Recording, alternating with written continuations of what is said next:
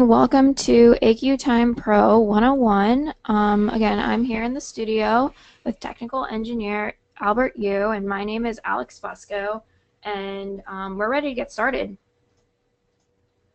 So first, I'd like to talk about our upcoming user conference, SmartBear Connect.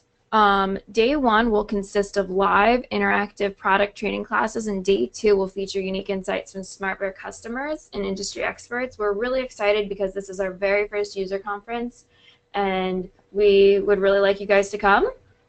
So to learn more about the conference and purchase tickets, visit the link at the bottom of the slide. I can put it in the chat box as well. And please let us know if you have any questions. So a few housekeeping items. We have a handout for you. You will find it on the right-hand panel under handouts. So download that. It'll contain the agenda for the class and various resources such as future classes, links, etc. We would like to make this class as interactive as possible, so please add your questions to the question box on the right. We will answer questions throughout the class and at the end whenever they happen. And then at the end of the class, please answer the exit survey. We always appreciate your feedback and take it very seriously. All right, so like I said today, I'm in the studio with Albert Yu, and I'm Alex Fusco, and Albert will be going through a lot of the technical stuff, and I'll be running the logistical side of the show, and we'll both answer questions. All right, Albert, want to go over this agenda? Sure. So we're talking about AQtime today. As you might already be aware or not, AQtime is a code profiling tool. You could think of it as a developer's toolkit to find problems in your code that are really hard to troubleshoot without such a profiling tool. I'll be going over the most commonly used profilers of AQtime. So first you'll see performance problems. We'll be using the performance profiler, which sort of acts like a stopwatch, a really precise stopwatch to figure out not only which routines are running slowly, but also which lines of code. So we're able to do that. I'll then go over allocation profiling. So for those of you who are still writing native code, C, C++, Delphi, we can make sure that your code doesn't have any memory leaks or other memory problems as well. I'll be going over that. I have a small C++ application I'll be using for demonstrating that. And then moving on, we have code coverage. So as part of, I don't think it's listed in one of these bullet points, but maybe if we replace that third one with code coverage, a lot of our customers, they need to make sure that in their unit tests, integration tests or UI tests, that they're hitting every single line of code. Make sure that whatever gets written is getting tested. So I'll be showing how AQtime can facilitate that as well. Finally, some miscellaneous stuff such as simulating error conditions. What if your hard disk is full? What if your heap memory size is just 10 kilobytes? Is your application able to fail gracefully or still function? Is it able to prioritize that sort of resource allocation? So that's the agenda that I'll be going through, just really the basics of AQtime. And of course, if you have any questions, please feel free to answer those, or not answer those, ask those in the questions panel, and I'll answer them live. I will go ahead and make you presenter. All right. Let's see. Okay.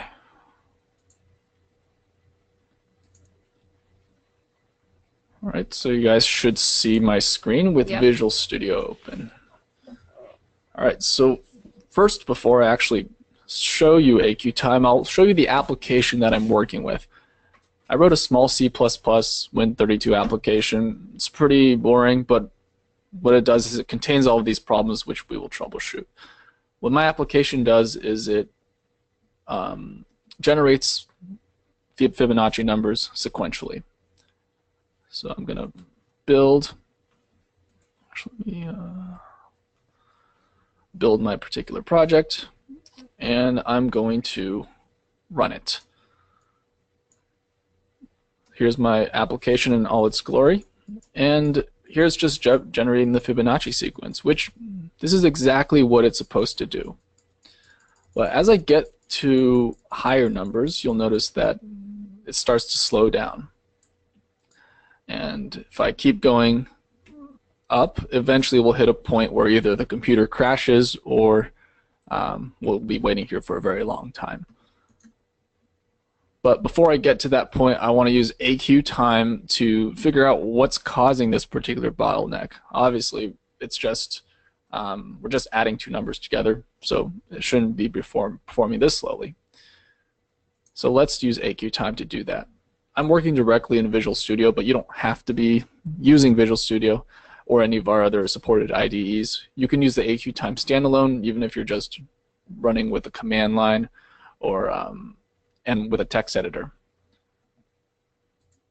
But I'm going to flip to this AQtime menu option and add an AQtime project. All right, and I'm just going to call this AQtime 101 project.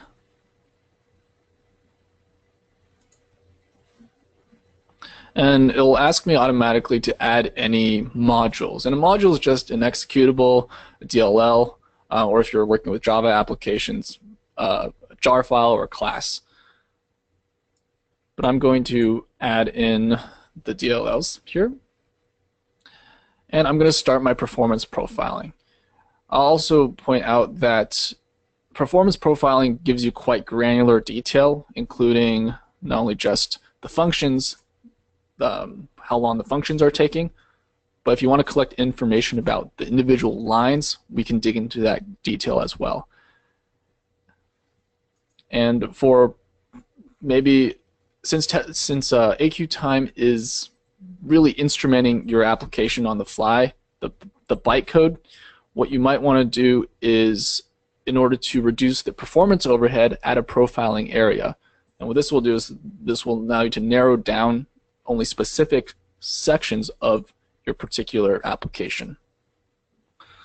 So I'll add a new profiling area, and I can just drag and drop maybe a particular DLL, a particular object file, and AQtime will just profile that.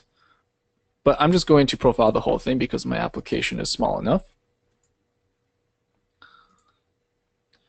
And I'm going to start profiling. Before I profile, I have a couple of options in terms of what active counters. I won't go through all of these, but I'll just stick to elapsed time. But maybe you want to count how many context switches there are. So if you're switching threads, that can cause performance overhead, page faults as well. You're trying to access memory that's not there. We can also check, which I think is pretty cool, cache misses.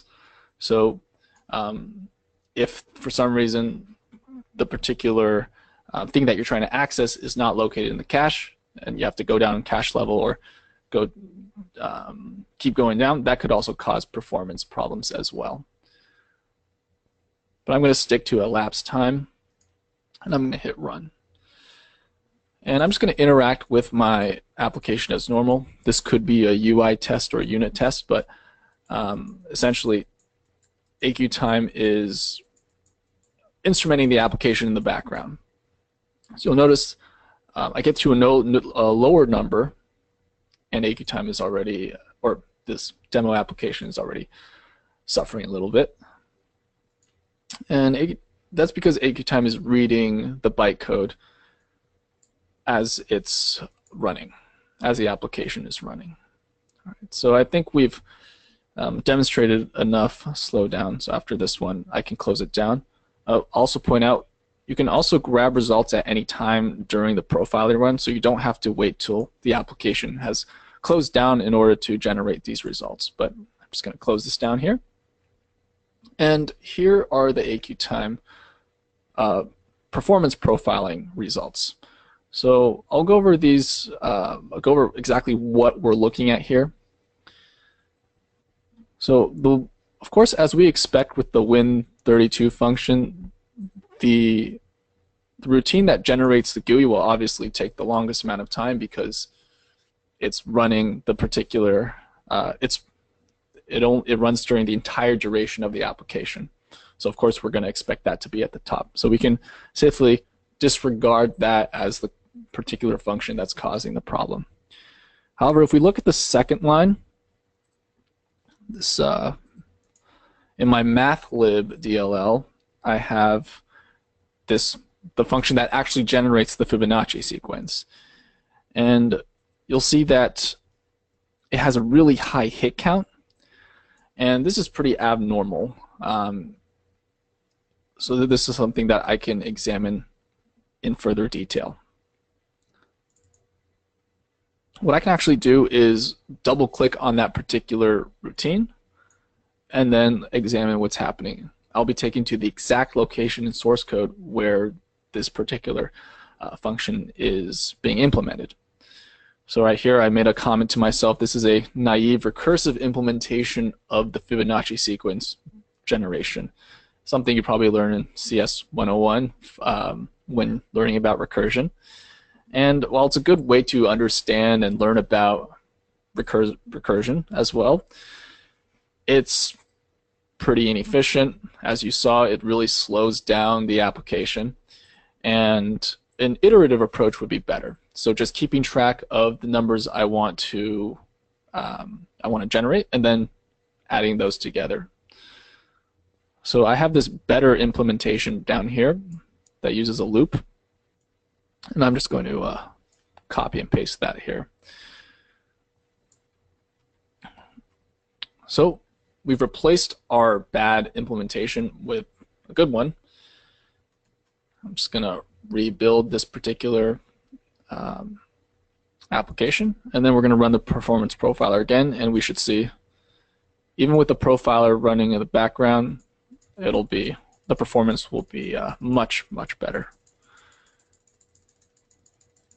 All right, so that was a basic look at performance profiling. Any questions you guys can ask? I don't see any questions in the questions panel, but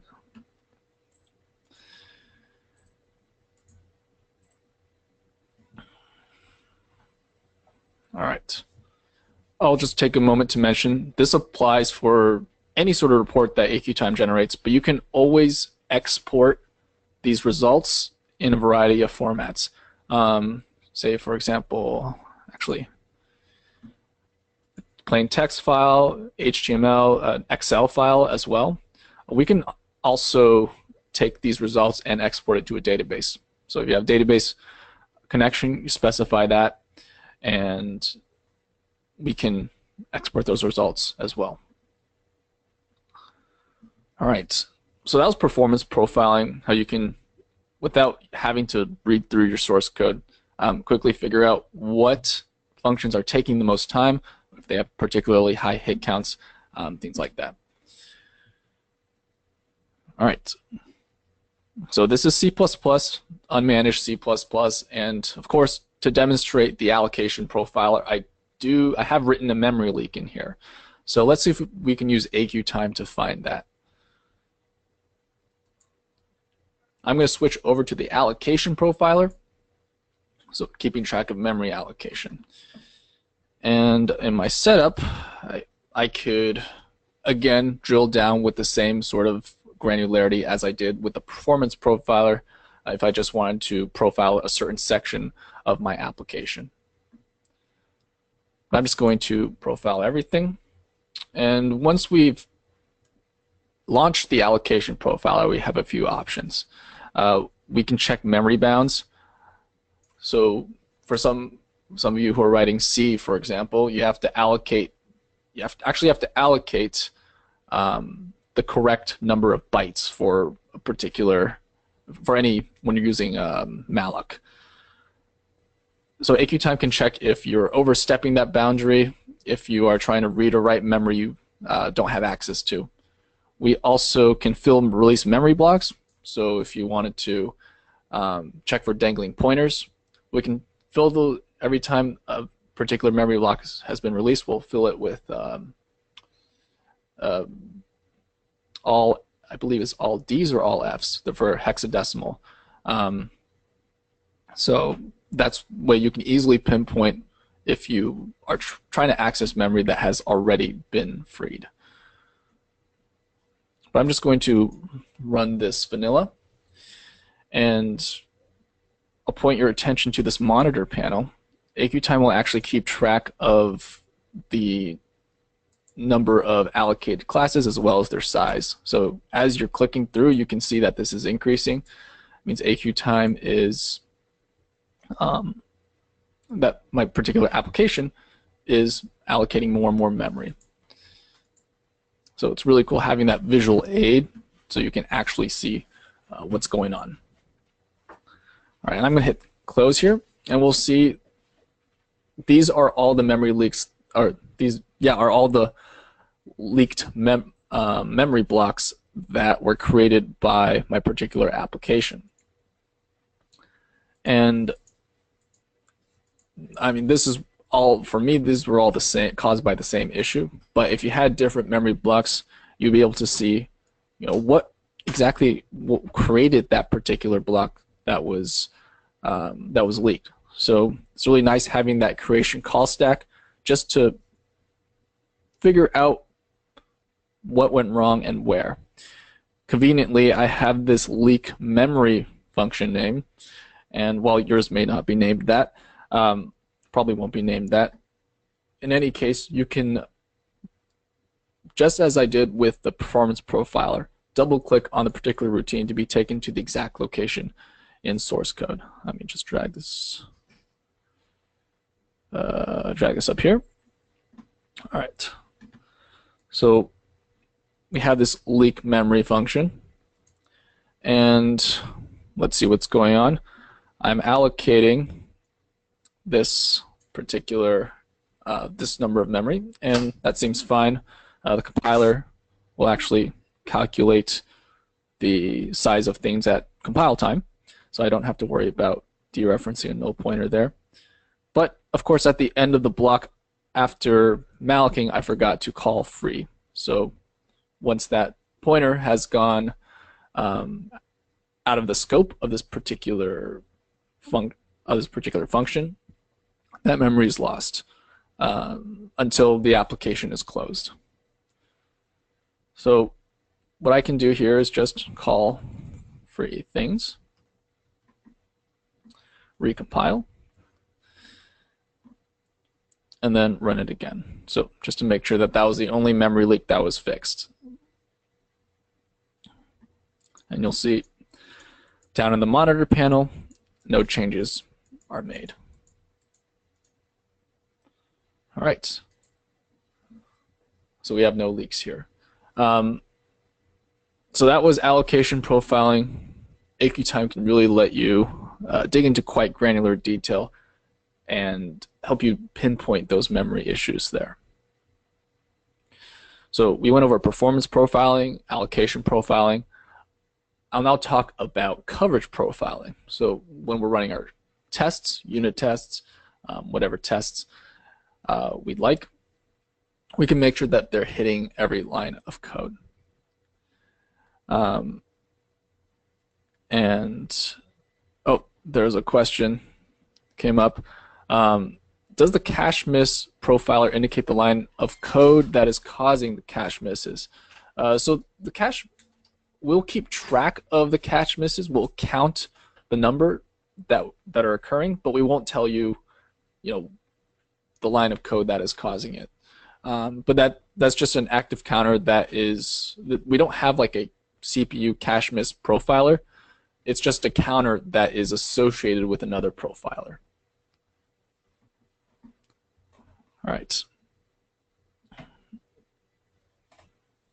So, oh, I was going to talk about code coverage. We have two types of coverage profilers. So one is, I'm going to be showing the regular coverage profiler, which gives more detailed information. But if you're running coverage profiling runs as part of a continuous build or a continuous integration process, you might consider using the light coverage profiler for that purpose. So that would give you less detailed information, but the performance is quicker, and it's easier to merge the results from across different runs. But I'm going to use the coverage profiler, and in my setup I'm going to collect info about lines. So that way not only do we get to see whether or not a function was executed, but also the percentage of the lines within that particular function. All right. So my particular application only has one button, so there's not really much I can do. I'm just going to hit close here, and I'll get this report. So AQtime will, as I mentioned, you'll not only get to see whether or not the particular function was executed, but also the percentage of the lines. And we get to also measure things such as hit count, as well as the total number of lines. So that's where we calculate the percent covered. And if I had a bunch of different, like, I have a small application, but you might have application with thousands upon thousands of routines. AQtime makes it really easy to filter the results directly within the tool. So if I wanted to say, okay, percent covered is less than, let's say, 50, for example. We want to see which routines had less than 50% covered. AQtime can help me pinpoint that. Let me just remove that.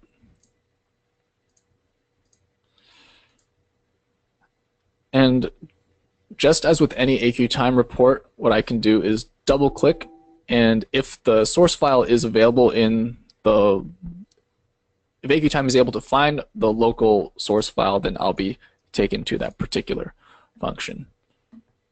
So here, Fibonacci sequence generation, I can actually see side by side with the source code what lines were executed as well as how many times they were. So coverage profiling results, it's really useful to have the hit count so that you can make sure that not only are you testing that particular function just once, but if you're testing it for multiple inputs, you would test it, you would receive a higher hit count for that. So that was AQtime's coverage profiler. Are there any questions on that or on anything else we talked about today before I go on to failure emulation?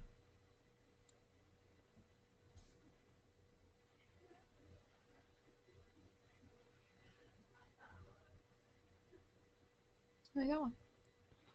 All right, so one question is, what is the asterisk black dots? That's actually a great question. I actually don't know. My guess is it's probably whether or not that line is considered is that considered a actual line of code? So maybe, for example, AQtime will discount this line because it doesn't have any code in it. But I'll have to actually look into more detail about that.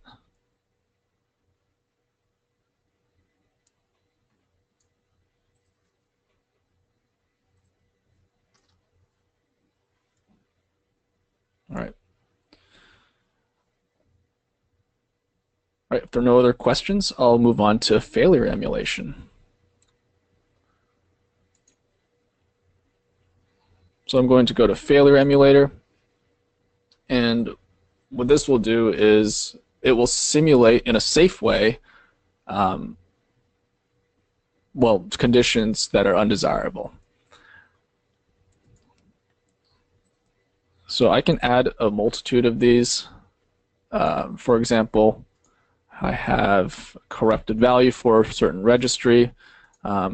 Maybe for a particular hard disk, the disk is full or it only has read-only access. What I'm going to do is I'm going to create a heap memory limit. So when I'm trying to allocate memory from the heap, we are going to encounter some interesting behavior. So let's say we have 100 kilobytes. All right. And you'll see it looks pretty normal, except the fact that our file and help buttons have disappeared. But from a usability perspective, I can still use this application and it should be fine. Let's see, what if we set it to 50?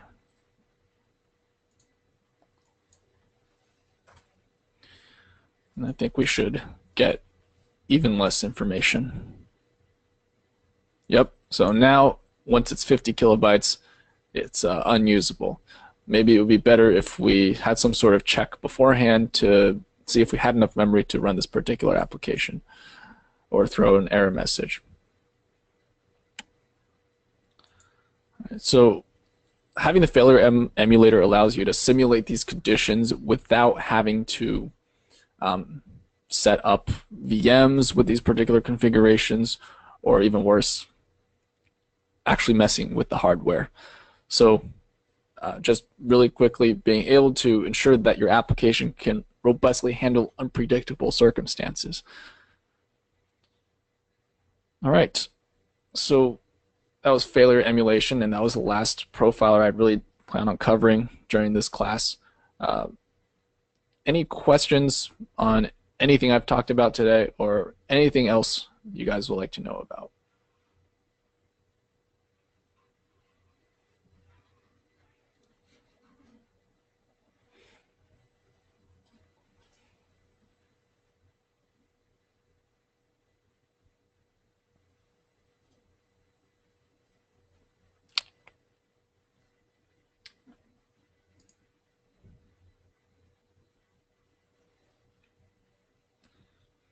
All right. Oh, wait, we got one. Okay. Oh, yes. So the question was, I assume the program needs to be compiled with debug information? Yes, that is correct. Certainly for native code, so C, C++, Delphi. Another question, what are the type of programs you would expect to use this for? So I would say any, I mean, we can profile any thick client desktop application, so that runs on Windows. Anything that, especially I think it's useful for those who have a lot of granular control over the program, so the compiler's not making that many assumptions. So for native code, for example, C, C++, Delphi, you can still profile, for example, .NET, Java applications as well. It's just that the information you're going to get is, you might get some information, but you won't be able to change it because that's just the nature of the particular that particular language. One question: what version of Visual Studio are you using, and does the product work on Windows 10? I'm using Visual Studio 2015, and yes, it does work on Windows 10. We're releasing support for Visual Studio 2017 shortly. I want to say next month, but I'm not 100% sure.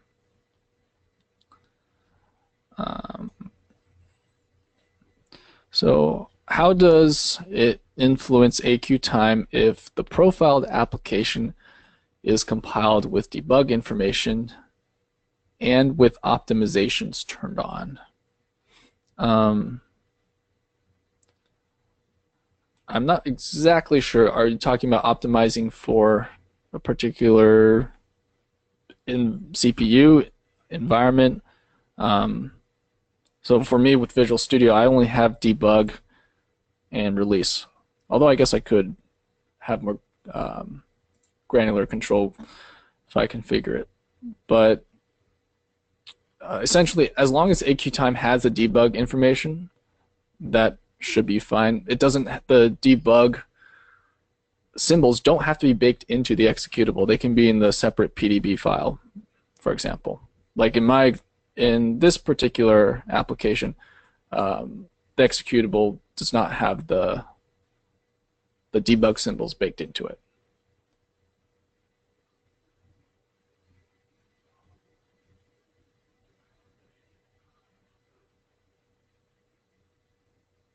Will it work in Visual Studio 2013? Yes.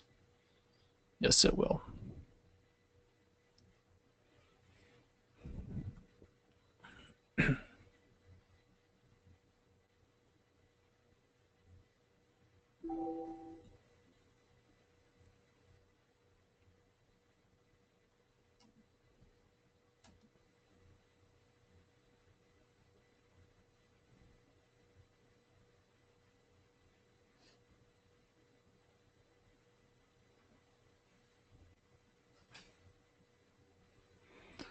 All right. All right. Any other questions? Okay, awesome. Yeah, I mean, we can wait around 1 more minute or 30 more seconds.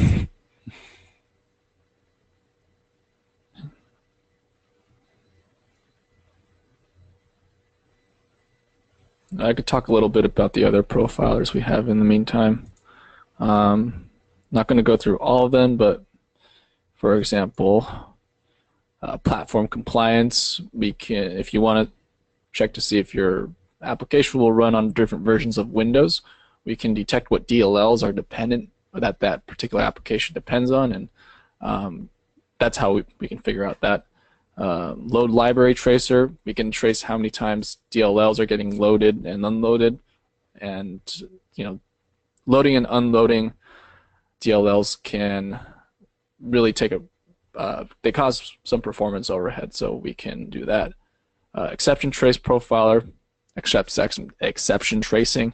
One advantage of AQtimes is that it works faster than most other exception tracing profilers.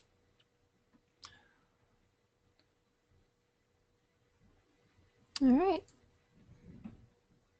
All right, everyone. I think we're good. Are you good, Albert? Yep. All right. Awesome. Well, thank you so much, Albert. And thank you all for attending.